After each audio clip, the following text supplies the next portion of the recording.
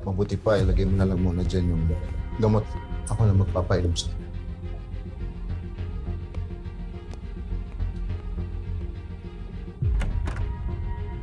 Senyor, bakit umupo na kayo kagad? Nakakasama sa inyo.